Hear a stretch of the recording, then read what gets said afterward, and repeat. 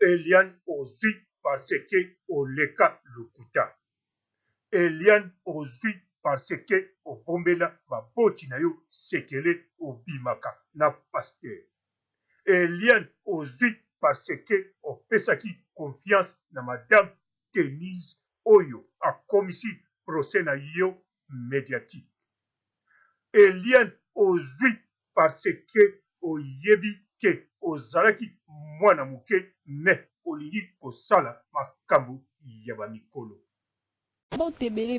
Partout dans le monde, partout où vous êtes, partout où vous êtes, Elengia Combat TV, vraiment. Bonjour, bonsoir, on va abonner Bafa Nyoso Elengia Combat Congolais TV. Bonjour à mon boss, on a appelé ça vraiment un pandi. Bonjour à mon boss, JP Kiama. Je salue mon boss Balobi, boss des boss, Babi JP Kiama.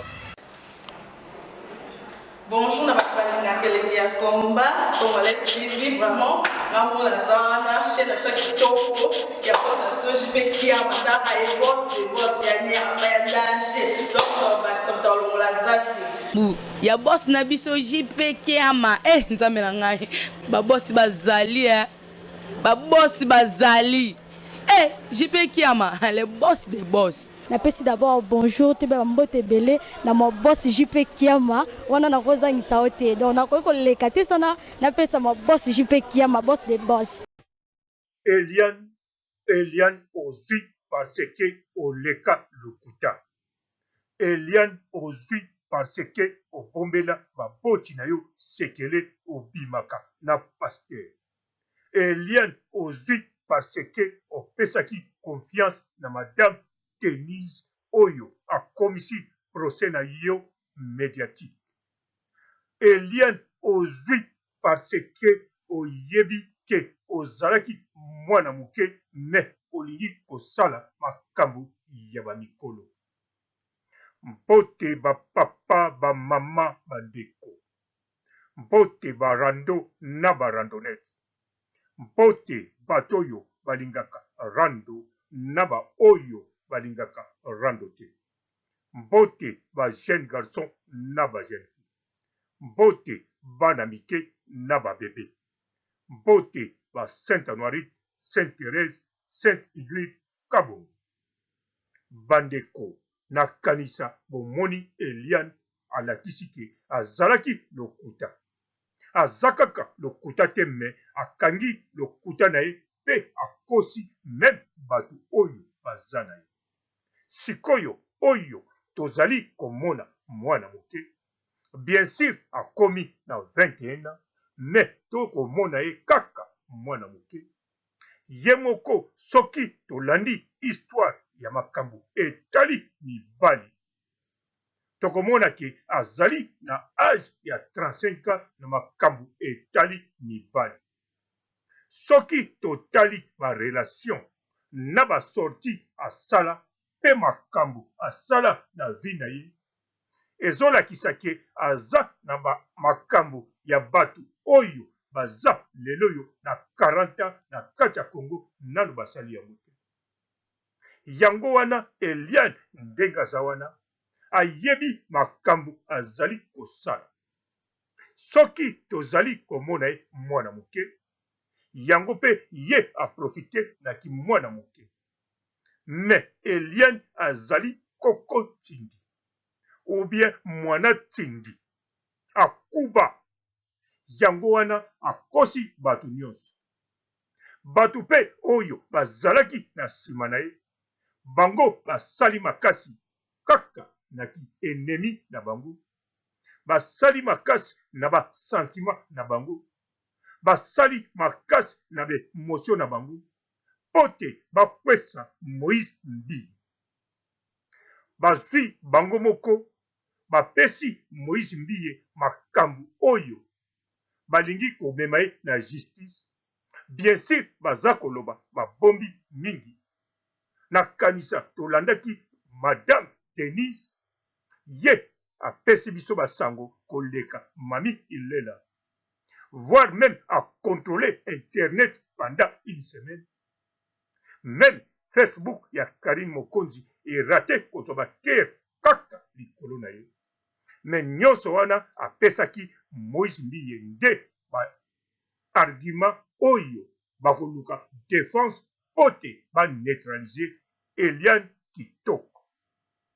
Eliane soki ayebi ke ayebi nzoto ya Pasteur malamu elakisi te ke aganye justice. Soki asangisa nzoto na Pasteur elakisi te ke aganye justice. Po justice oyo bazali kokende ezali justice ya mokili, ezali justice ya Nzambe te. Pasteur kuna asambi lokola citoyen congolais nyonso. Eliane asambi lokola citoyenne congolaise nyonso. Yango wana Eliane na bato bazalaki na ye nsima na ye oyo baluki basunga ye mpo na baemotion, oyo baluki basunga ye mpo te baza komona ye mwana moke, misusu baluki basunga ye parce ke bayina l'église de réveil, misusu koloba te bango kutu bayina Pasteur Moïse Mbile na ndenge ya kosakana te, misusu bazalaka kaka na kati église baregretaka ndenge ti lelo nanu bazwi baposte ya minene te mpe basalaire na bango eza kokonkorde te ndenge bango balingaka. Nyonso wana baye na nsima ya Eliane. Me Eliane yango lokola amesana kokosa, akosi bango, akosi mokili mpe aza kokontinue kokosa. Eloko epesinga mawa, akosa mama na ye baboti na ye penza, baboti na ye mama na ye kaka ye moko na video aloba yango. Ayebaki ke Eliane abimaka na Pasteur na kati ya église po ntango ake kaka église ayoki mbala moko Pasteur akoloba makambo yango wana biso si toyokaki na net, me mama ya Eliane ayoki te. Eliane akangeli mama na ye na bapapa na ye motema ya koyebisa bango. Mama na ye akendaki na église ayoki na soni atikala kozonga lisusu na église te.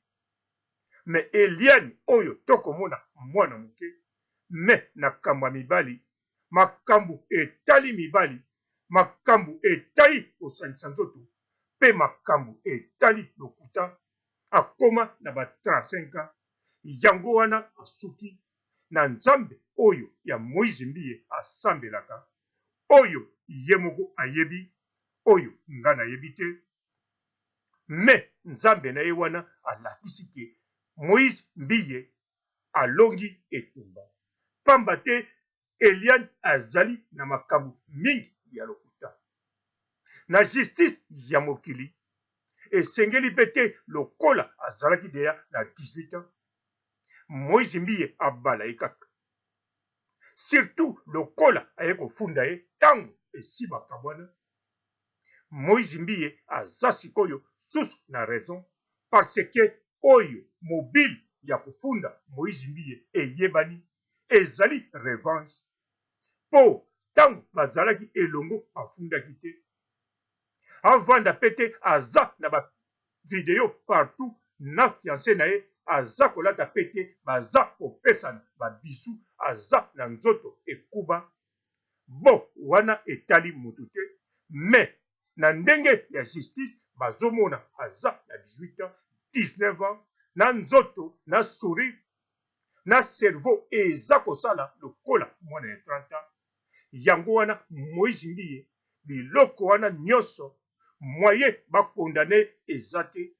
Meme biso ba oyo tokotala tolingaki Eliane soki makambo aza koloba eza ya solo a gagné justice parce que Moïse Mbiye comme citoyen akoki kosala ye biloko oyo Eliane aza koloba te.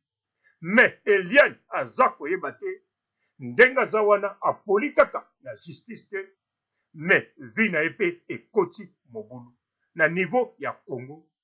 Pamba te alobaki alongola 5 zemi. Kolongola zemi eza problème te, me ye mama na ye aloba na monoko na ye akomi na problème ya kobota, akomi na problème ya libumu, akoma koyoka libumu ere nyonso pasi.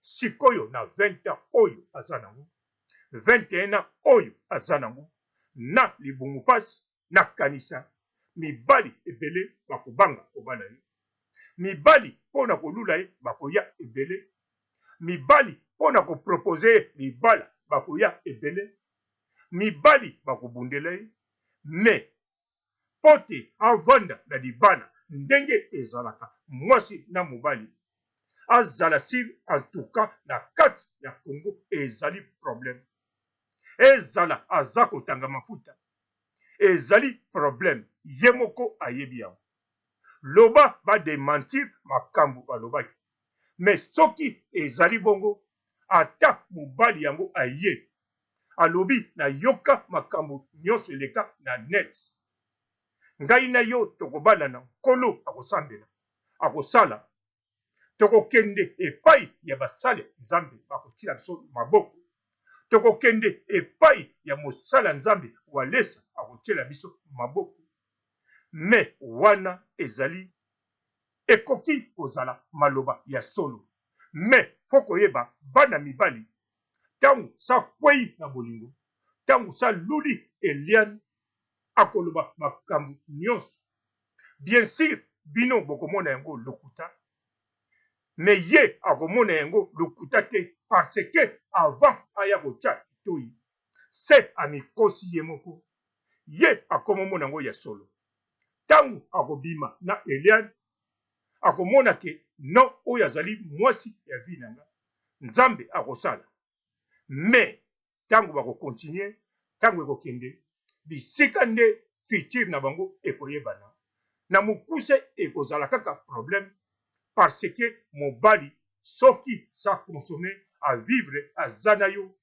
ata alingaki yo ndenge nini me na kati ya Congo wana ntango ata azokima biloko ayoka na YouTube ekobanda kozongela ye batu bakozongisa ye yango na motu bafamille na ye bakozongisela ye yango na motu mpe ye moko akomona antuka namoni eloko nakokosalaka na ye te même soki bolingo ezali soki akontinue kozala na yo yeba aza deja na mwasi mosusu oyo babotaka na ye babombi mpe sekele pamba te bazozwa yo mwasi ya liboso me bakoboya yo kaka yango wana bango maloba balobi epolisi bango kaka na justice te me etie Eliane na mobulu na kati ya Congo kozwa mibali akozwa elengi ya mokili alingaka akoyoka kosangisa nzoto akosepela me kovanda na libala ndenge esengeli aleka 10 ans en tout cas ekozala likambo loba azwa moto oyo sabota bana 5-10 to mobange mokolo lokola nga en tout cas wana tokovanda na ye tiliwa abota te soki kuta boti te wana malamu parce que akipaka kaka ngai na sukisi awa botikala malamu ciao. Bonjour fidèles internautes de www.elengiakomba TV. Bonjour, bonsoir, balandi nyonso ya Elengi ya Komba. Congolaise TV. Bon, t'es belé partout dans le monde, partout où vous êtes, partout où vous êtes, Elengi ya Komba TV, vraiment. Bonjour, bonsoir, na abonné bafa nyonso ya Elengi ya Komba Congolais TV. Bonjour à mon boss, on a appelé ça vraiment un pandi. Bonjour à mon boss, JP Kiama. Je salue mon boss Balobi, boss des boss, Babi JP Kiama. Bonjour, na bakubali na Elengi ya Komba Congolais TV, vraiment ngamo na zana chaîne na kitoko ya boss na JP Kiama ta ay boss de boss ya nia ya danger donc ba samta longola zaki Bu ya boss na biso JP Kiama nzambe na ngai ba boss bazali ba boss bazali JP Kiama le boss des boss. Napesi d'abord bonjour te ba mbote belé na mo boss JP Kiama wana na kozangisa ote donc na ko leka te sana napesa mo boss JP Kiama boss des boss. Bon, t'es belé partout dans le monde, partout où vous êtes, partout où vous êtes, Elengi ya Komba TV, vraiment. Bonjour, bonsoir, na abonné bafa nyonso ya Elengi ya Komba Congolais TV. Bonjour à mon boss, on a appelé ça vraiment un pandi. Bonjour à mon boss, JP Kiama. Je salue mon boss Balobi, boss des boss, Babi JP Kiama. Bonjour na bakubali na kelenge ya combat Congolais TV vraiment ngambo na zana chaîne na biso kitoko ya boss na biso JP Kiama ta ay boss de boss ya nyama ya danger donc bakisa mtalo la zaki bu ya boss na biso JP Kiama nzambe na ngai ba boss bazali ba boss bazali JP Kiama le boss des boss. Napesi d'abord bonjour te ba mbote belé na mo boss JP Kiama wana na kozangisa ote donc na ko lekate sana napesa mo boss JP Kiama boss des boss.